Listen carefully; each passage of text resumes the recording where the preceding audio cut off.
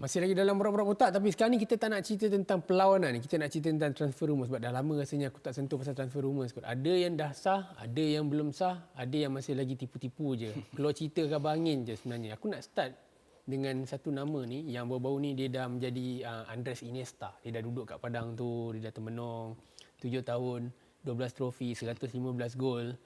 Successful tak? Paulo Dybala dekat Juventus. Dia media Itali ni dah hipokrisi sikit lah. Okey. Disebabkan dia bukan orang Hang pun Itali. panggil dia macam Mourinho. Hang geram betul dengan media Itali. Mourinho dia tak suka dah media Itali.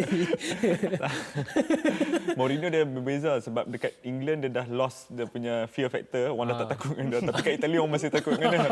Okey. Jadi sepatutnya Dybala kalau nak pit dia dalam the mainstream name di bola sepak Itali, dia among the best. Okay. Among the best kan. Tapi kenapa dia bukan among the best seperti yang digambarkan oleh media Itali adalah hipokrisi tadi. Pada aku dia adalah untuk 7 tahun kebelakangan ni dia lebih baik daripada sumbangan dia lebih banyak daripada apa yang Giorgio Chiellini bagi, apa yang tentu sekali Leonardo Bonucci bagi, apa yang Cuadrado bagi. Tapi somehow kita tengok apa yang jadilah sekarang ni, macam mana treatment yang diberikan oleh management Juventus terhadap dia. Itu sangat unfortunate. Kita dapat rasakan dia memang sayangkan kelab tu, dia memang sukakan penyokong kelab tu, dan kalau diberi tawaran yang setimpal dia akan stay. Tapi itu tak terjadi. Sangat disayangkan, tetapi itu adalah a good send off.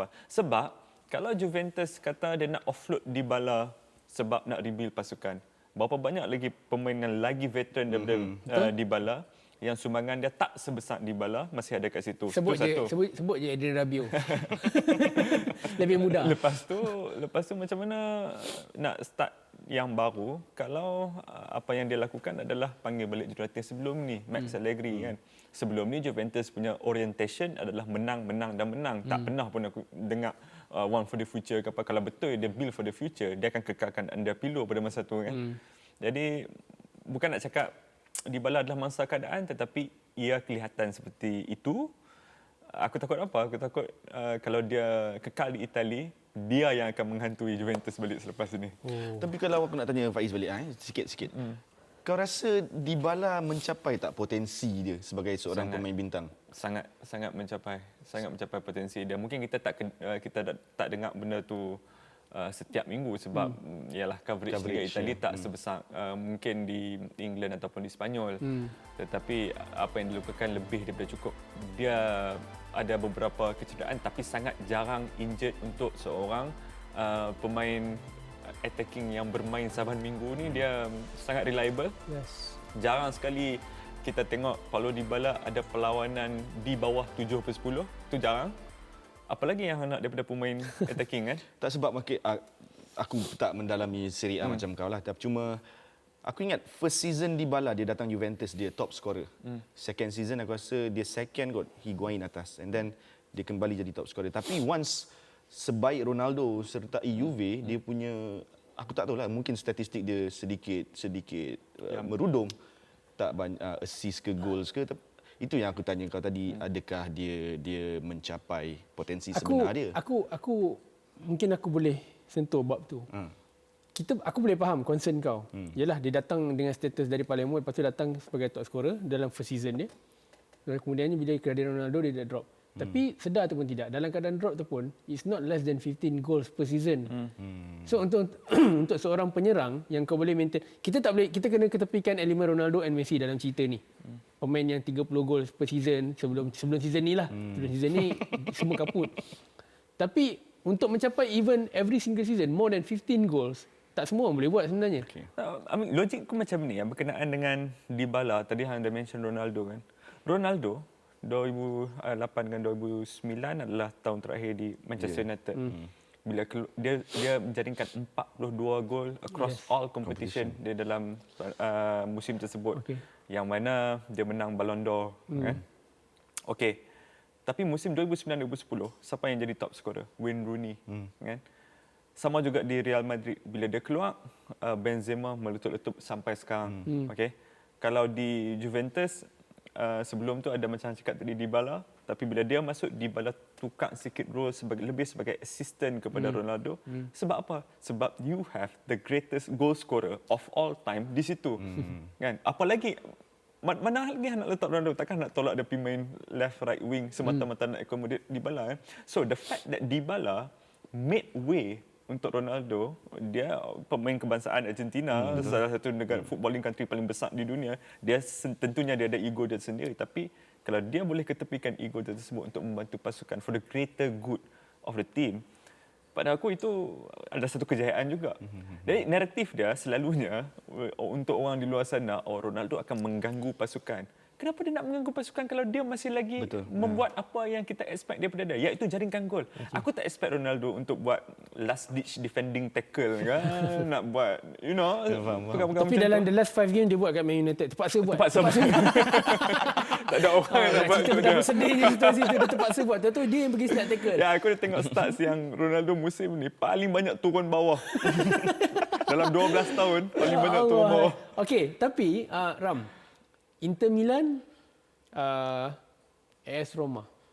Itu antara pasukan yang dekat dengan Dybala. Ada report kata dia dah pun agree untuk ke Inter Milan. Tapi Paulo Dybala ni pernah cakap, kalau saya main PlayStation, pasukan pilihan saya adalah Barcelona ataupun Man City. Kita tolak tepi cerita ni Man City. Dia dah sign Erling Haaland. Betul. Takkan nak pergi sign Dybala pula. Lagi murung muka Gabriel Jesus tu kan. Kening dia dah gitu. So, kalau cakap pasal district clubs, Barcelona, Inter, Roma. Mana yang kau nampak suits well? Okeylah, aku selitlah satu. Kau marah. Arsenal. Yang mana empat Tak ni? pernah dengar pun rumah tu tak pernah dengar, tapi cuma selit je lah. Ada. Aku ada terbaca. The Sun mungkin. The Sun. Tak boleh percaya. Source, trust me bro. Okey. Empat tim ni. Okey, Yang kalau mana aku- boleh suits well dengan Dybala? Aku harap dia masuk Inter supaya Inter tahun ni fighting for Liga, for the Scudetto kan dengan AC Milan. So kalau dia masuk Inter, dia akan lebih mengangkat credibility Inter, menambah kualiti. Tapi aku suka idea Faiz tadi kalau dia pergi Roma. Sebab Duduk belakang Tammy Abraham. bukan itu saja. Bila Faiz cakap dia boleh ketepikan ego dia untuk kebaikan pasukan, mengenepikan ego untuk bantu Ronaldo menjaringkan lebih banyak gol. Akulah rasa Mourinho mesti akan suka pemain-pemain macam tu. Dan aku rasa dia akan thrive, dia akan lebih cemerlang beraksi dengan Roma. Tapi kalau dia pergi Arsenal pun okey. Kita bolehlah tengok. Everyone can come to Arsenal untuk medical. Lepas tu, tak lah. Okey lah, aku nak tutup cerita ni lah. Masih lagi melibatkan Juventus. Sebab aku rasa untuk hari ni dia lebih banyak cerita pasal player yang dikaitkan dengan masuk dan juga keluar ke Juventus. Tapi yang aku nak sebut seterusnya ni adalah Paul Labile Pogba. Haji Pogba. Haji Pogba. Dia dikaitkan dengan kepulangan ke Juventus selepas dia ada kepulangan ke Man United. Hidup dia memang pulang gitu-gitu je. Nanti lagi 4 tahun, MU beli balik 80 juta. Punya tinggal dia tahap macam tu. Sebab dia pergi free kan 2 kali. Ini pun nak pergi pun free. Free. Cuma sekarang problem dia, Juve tak nak break the bank. Actually, perkataan break the bank tu pun tak adalah tepat. Sebab apa yang Pogba minta sekitar 400,000. Dan 400,000 tu pun termasuk bonus, itulah jumlah yang dibayar kepada Aaron Ramsey sebelum ni. So dalam bijaknya Paratici yang dulu ada kebodohannya juga dalam menguruskan perjanjian untuk gaji pemain. Tetapi Paul Pogba untuk kembali ke Juventus, adakah dia akan jadi, kita tak ambil senario benda ni akan jadi. Adakah dia akan jadi satu perkara yang terbaik untuk Pogba? Sebab bagi aku, why don't kau pergi tempat lain? PSG maybe. Ni pandangan aku lah. Mungkin ada sentimental value sikit sebab dia tinggalkan United untuk dapat main first team. Dan masa dia pergi Juve tu, dia betul-betul diangkat sebagai one of the best midfielder ketika itu. Bergandengan dengan Pirlo semua, tak silap aku kan. Arturo Vidal, yes. Jadi mungkin feel good factor tu masih ada di Juve untuk Pogba. Dan kalau kau bayangkanlah kalau Pogba jadi pergi Juve, Dybala stay, so kombinasi yang 5, 6, 7 tahun lepas tu jadi balik, tak mustahil untuk Juventus kembali menguasai Serie A. Aku setuju juga yang Pogba patutnya pergi tempat lain. PSG contohnya, aku rasa Aku tak tahu lah, mungkin Pogba tak sesuai main EPL kot. Aku rasa dia slow dekat EPL. Tu pendapat aku. Dia macam ni, aku masih lagi anggap Pogba sebagai seorang pemain berkelas dunia. Betul. Dan dia bersama-sama dengan David De Gea sebelum kedatangan Ronaldo dan juga Bruno Fernandes adalah the only two world class players that we can truly call world class yang ada dekat United.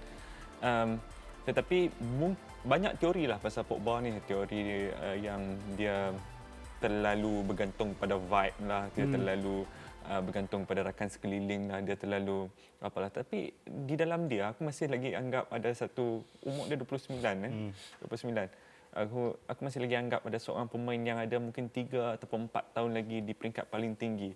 Dan kalau dia sangat serius tentang kerjaya dia sendiri dan nak guna betul-betul 3 ataupun 4 tahun ni, aku rasa Juventus adalah klub terbaik untuk dia. Itu pandangan aku dengan situasi midfield Juventus, dengan visi dan misi Juventus sekarang ini, dengan faktor hubungan baik dia dengan Max Allegri, macam yang disebut tadi feel good factor. Penyokong juga masih sayangkan, hantar sendirilah penyokong Itali kan. Mereka jarang untuk lupakan perkara-perkara macam ni. Kalau Rui Costa balik ke Milan pun dia orang akan ada standing ovation untuk Rui Costa juga. Kalau dia serius, betul-betul serius dengan kerjaya dia, aku rasa Juventus adalah pilihan terbaik untuk. For time being, the only club yang mungkin willing untuk bayar tuntutan 400,000 tu kemungkinan besar pasukan yang kurang bijak, which is Man United. Kau nak tengok dia stay kat Man United ke? Aku tak nak. Aku terus tak nak. Aku tak ada masalah langsung sebab it's a clean slate. Jurulatih yang baru. Aku tahu skrip ni banyak kali kita ulang. Skrip ni banyak kali kita ulang. Tapi dia tak nampak pun dia main musim ni. Kita tak nampak pun dia main musim ni. Tapi dia ada 9 assist.